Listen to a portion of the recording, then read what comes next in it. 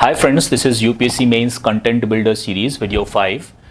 In today's presentation, we are going to analyze and see in greater detail what Associated Press had released today regarding China's delayed releasing coronavirus information. So this has been highly debated. It's highly, been praised as well at the same time of Associated Press of the work they have done. And most of the leaders are right now feeling vindicated of their statements that they had made. So before looking further, let us first establish our interests. The public health matter definitely is important, is one of our, one of the prime interest. Diplomatic and foreign relations, security, and in GS2 we have this important international institutions, agencies, and fora, their structure and mandate. So from that perspective as well, we need to go through this. Before going further and looking into this thing in greater detail, let us read this first statement. This statement was given by one of WHO's top official in China, Dr. Gordon Glee. That person said that we are currently at a stage where, yes, they are giving it to us, but 15 minutes before it appears on CCTV. CCTV is a state-owned China Central Television. So he's referring, to the kind of information flow that is coming out of China only when it is about to be released on CCTV. So WHO is only 15 minutes prior to having received this information before it goes on live. So this is one dismay or anguish that's coming out of him. So the context here is Donald Trump accusing both China and WHO of either incompetence and complicity, which we have read about in newspapers and in online media so many times. WHO praising China of timely effort. This was again a bone of contention between WHO and Donald Trump, where he was not liking the way WHO is only praising China and their effort. US pulling out of WHO and 450 million it gives every year as WHO's biggest single donor. China, in the meanwhile, opening its economy and warning Trump of disservice and doing election politics around COVID-19. In the meanwhile, the world count has gone above 65 lakhs and deaths more than 3,84,000. And the counts in India are somewhere, the infection is around 2 lakhs and the death has just crossed 5,800. So let us move over to the next slide. Let us set the plot. Throughout January, the World Health Organization publicly praised China for what it actually called a speedy response to the new coronavirus. It repeatedly thanked the Chinese government for sharing the genetic map of the virus immediately and said its work and commitment to transparency were very impressive and beyond words. So these are flowery words, for China, the reason for which would be clear later on. But behind the scenes, it was much different story. So the WHO itself were feeling the pressure and they were talking of something else behind the scenes. One significant delay by China and considerable frustration among WHO officials was, just letting this entire thing into a greater problem. So the fight against this deadly virus was becoming far more profound than actually it was been believed. The Associated Press found this. Chinese signals. The Chinese, in fact, sat on releasing the genetic map or the genome of the virus for more than a week after 3 different government labs had fully decoded the information. Tight control on information and competition within Chinese public health system were to blame. WHO officials were lauding China in public because they wanted to coax more information out of the government. The recordings obtained by AP suggests, Associated Press suggests that. Privately, they complained in meeting the week of January 6 that China was not sharing enough data to access how effectively the virus spread between people or what risk it posed to the rest of the world, costing valuable time. So by this, it was clear that the way WHO was trying to deal with China was a little different than probably it had dealt with other countries when it came to read or study any infectious disease. The analogy could be drawn for the way they dealt with Congo, or for that matter Sierra Leone in West Africa. So that the information was coming out of that place without much of an hindrance, and the governments over there were quite letting the people, letting the government officials of the international medical fraternity come and find out, and they were quite open to their contributions too. Now, the story behind the early response to virus comes at a time when United Nations Health Agency is been looked at and been questioned, and now they have also agreed for an independent probe. Although the international law obliges countries to report information to WHO that could have an impact on public health, the UN agency has no enforcement powers and cannot independently investigate epidemics within countries. So they will have to rely on the cooperation of the member states. So this was again a problem. Maybe this is the reason why WHO could also be called a toothless tiger or a paper tiger that can only only stress on few things, do's and don'ts, but cannot find out on itself what's going wrong and find out the detailed information. Now there comes the WHO's conundrum. The previous experience of 2002 while dealing with Chinese authorities for SARS related data was bad, and they had to also take care of the information flow along with ensuring safety of Chinese scientists involved. Because China is such a closed economy, even the media is controlled, the press freedom index is one of the lowest across the globe. In such a situation, if something goes wrong that goes against the pride of the nation, like Chinese think of themselves, the Chinese authorities would be quick to nab them, put behind bars, even castigate them, and do whatever they can. They will flog them, and you'll never come to know. Like Panchen Lama is not known for the last 4 decades. During SARS outbreak, over 800 people lost their lives globally. WHO didn't face any obstacle while gathering information for 2018 crisis in Congo for Ebola. The delay in the release of genome stalled the recognition of its spread to other countries. This is quite critical because the non-transparency that these officials or these authorities, WHO authorities, found while dealing with China was stupendous, and they could not actually find any. They could not even penetrate into their systems to find out more information. And they were also fearing that if they would pressurize more, it would make it even more intransparent. So between the day the full genome was first decoded by a government lab on Jan 2 and the day WHO declared a global emergency on Jan 30, the outbreak spread by a factor of 100 to 200 times. Now this was a problem. Till the time people will come to know about an issue, they will not take the precautionary measures.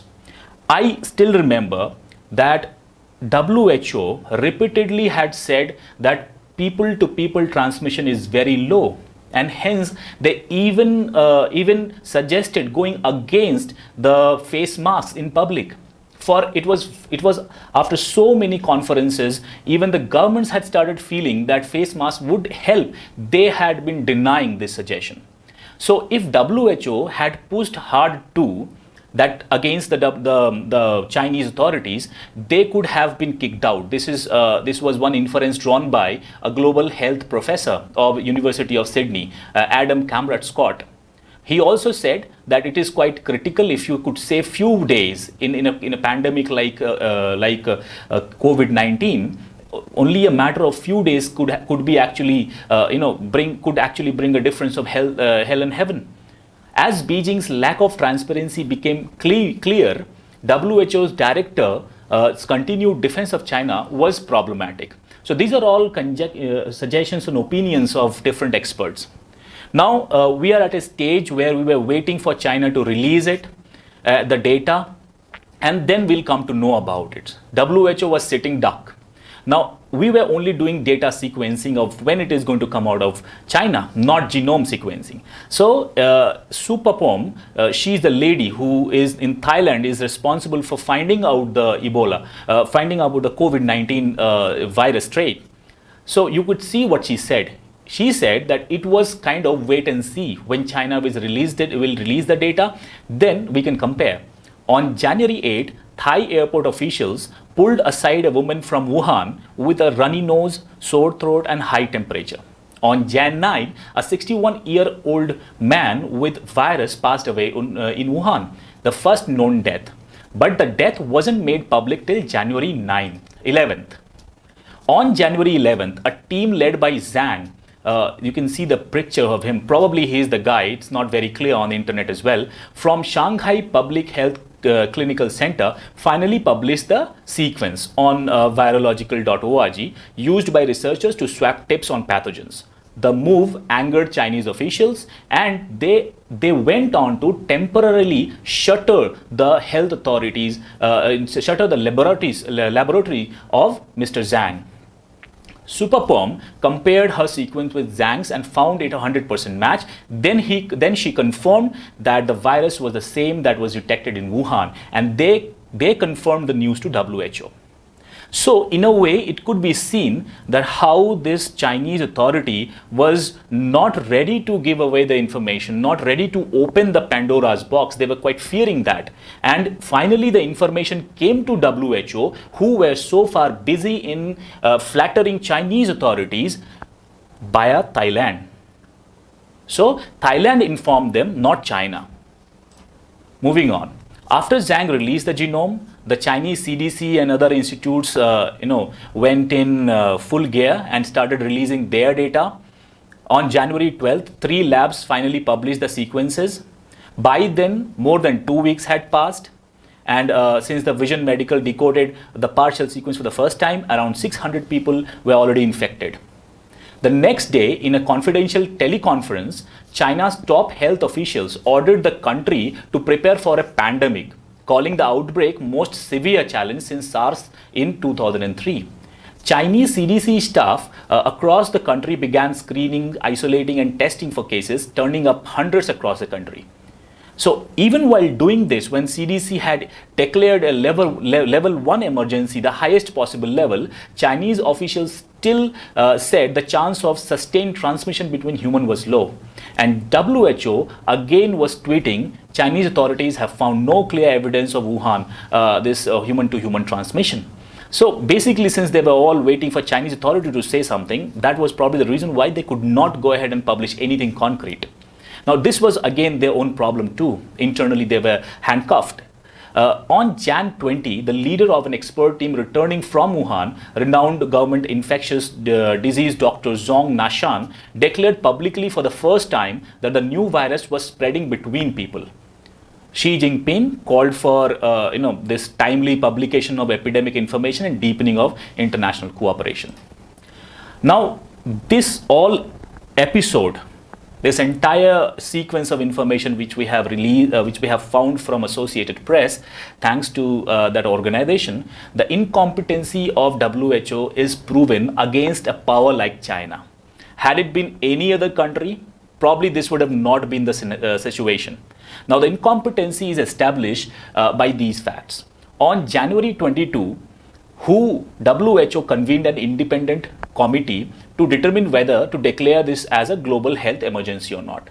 They tried to find out, they tried to convince, but this matter wasn't given a go ahead, and they could not establish a proper connect between something to be called global health emergency and the virus in Wuhan.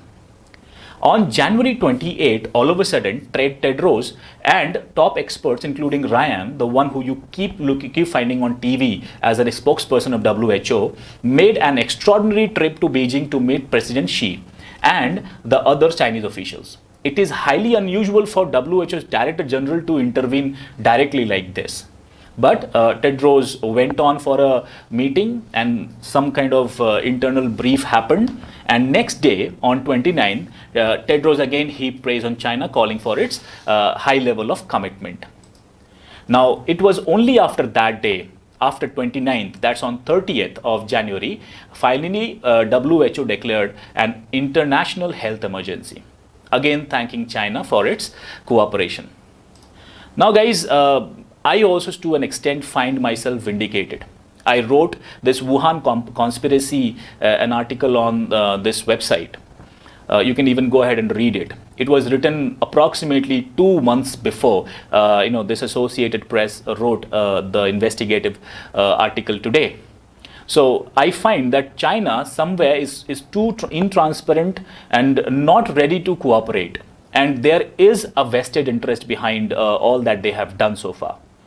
China has got a number of things that they want to clear out. They want to get their border disputes ironed out. They want to attack India on one front. They want to open up another front in South China Sea. They have issues regarding the Indian Ocean. They want to get their supply lines from West Asia very clear. So they are opening up too many fronts, and they are finding this as an opportunity. Friends, it is quite possible for China to actually go on a war, a full-fledged conventional war, because they believe that if they are found in complicity to spread this menace across the globe, definitely world will have some kind of sanctions against them. So instead of putting something as big as their prestige on stake, they will probably go for a war.